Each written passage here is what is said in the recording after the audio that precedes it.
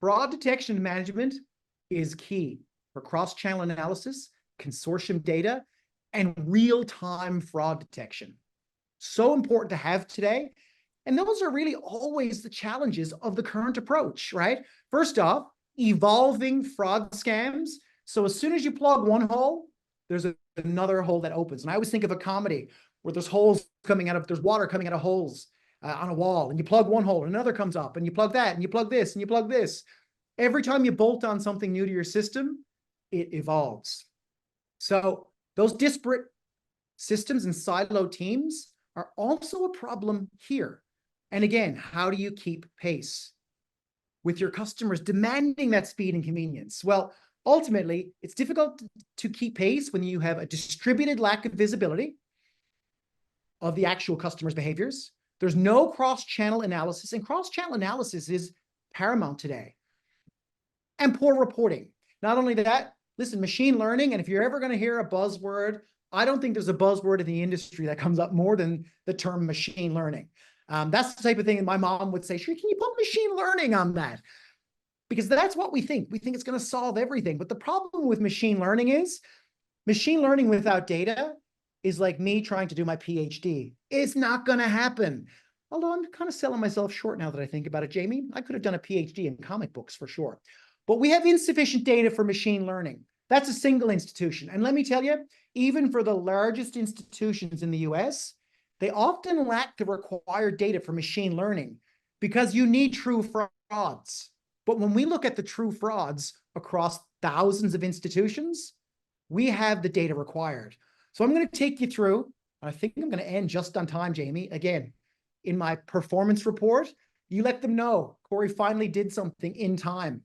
I'm going to walk you through two particular examples today of how we use consortium data to do things very differently on the fraud side. Again, it's all about being real time.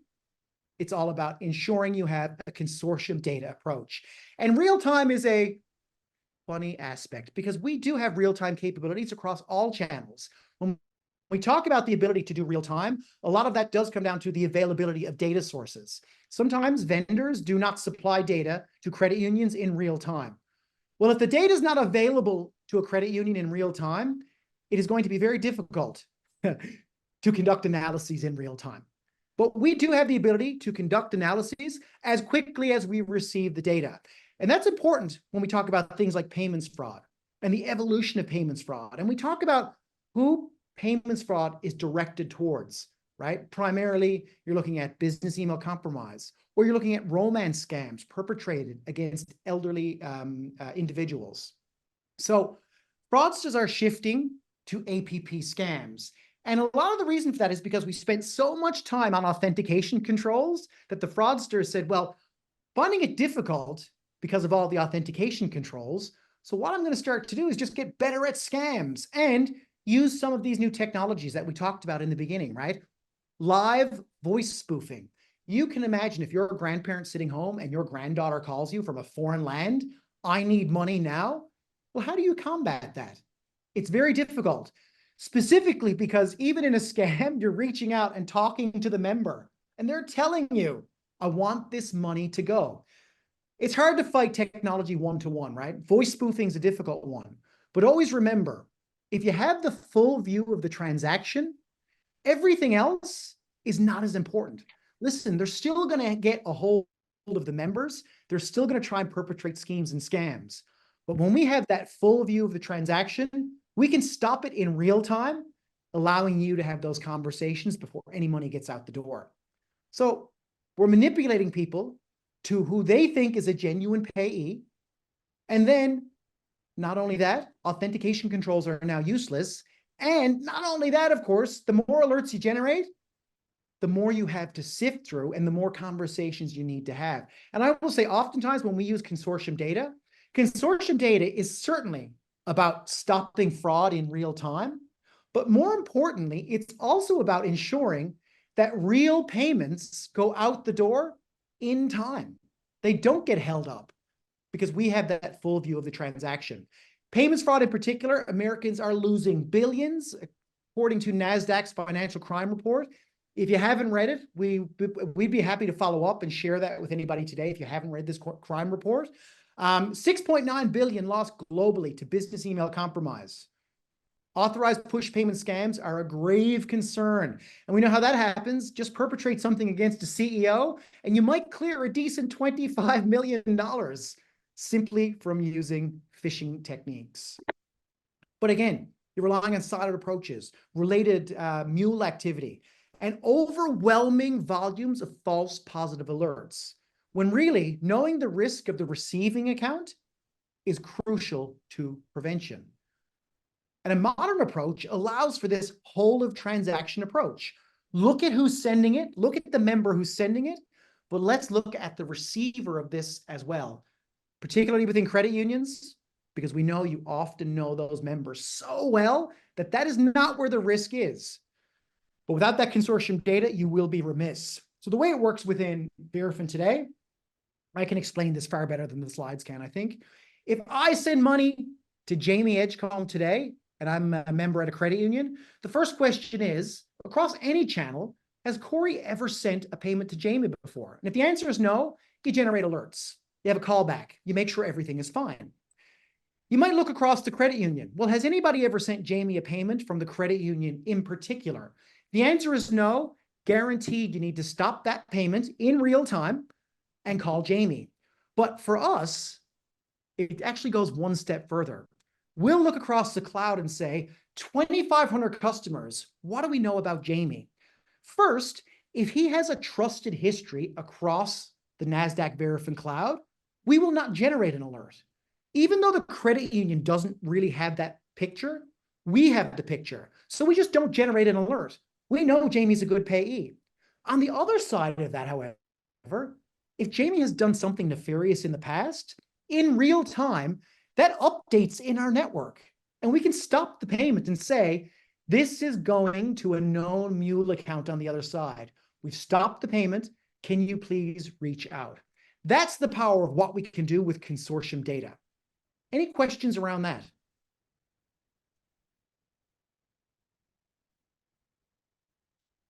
Nothing. Quiet bunch today. Guys, I was probably up a little early. I've been drinking coffee since 4:30, so I apologize. All right, cross-channel. Of course, I'm not bragging. I went to bed at 8:30. I did not have a crazy night in North Carolina, if you're wondering. All right, so cross-channel analytics. The other thing is fraudsters don't limit their activity to one channel. They don't limit their activity to one institution. So a single bad actor can attempt wire fraud, payments fraud, check fraud. They're doing it all simultaneously. Cross-channel analysis allows you to look across multiple channels to explain things away. So even if you're looking at a particular ACH payment, for instance, well, ACH might not be the only way to understand the relationship between Corey and Jamie. Perhaps there's an established relationship in another channel, such as check or wire. And again, the important thing there is it renders the fraudster moot, because we're using one channel for another channel to stop payments to a known mule account, or we're using one channel to clear payments in another channel. That's a far more effective approach. And cross-channel analytics tend to be really, really important. And profiling things across multiple systems is important. And even more importantly, across multiple institutions. Which leads me to the last story I'm going to tell today, which is good old-fashioned check fraud. So we've been able to tie things together with the NASDAQ Verifin cloud.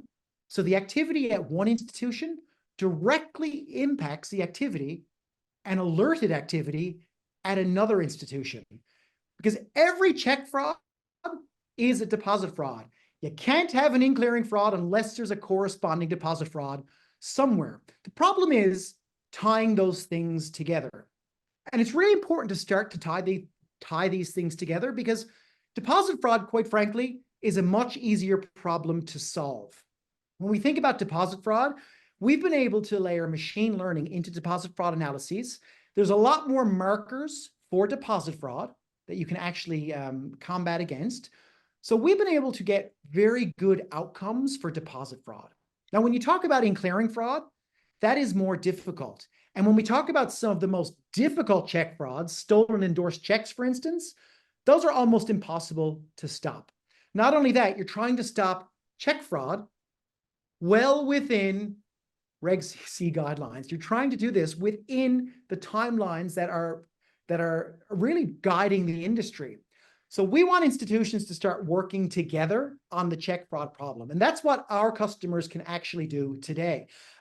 It's important to work together because I think any credit union I've ever talked to, they will be familiar with the experience of having what appears to be an in-clearing fraudulent item and then trying to work with another institution who may ignore them completely, or a larger institution that says, yeah, there's nothing we're going to do about this, take us to court. That's it. Instead of fighting over who takes the loss, let's use frameworks that allow us to work together by using both sides within one particular network. So essentially, risky deposits in the Verifin cloud can help the in-clearing alerts at another institution. And here's how it works quickly. So the fraudster deposits something like a wash check into Bank A on the deposit side. We have deposit fraud machine learning models that are very, very accurate, and they will alert to a potential fraud, and a hold is placed within the institution. Maybe they have to release a couple $100, but other than that, the rest of the funds are now on hold.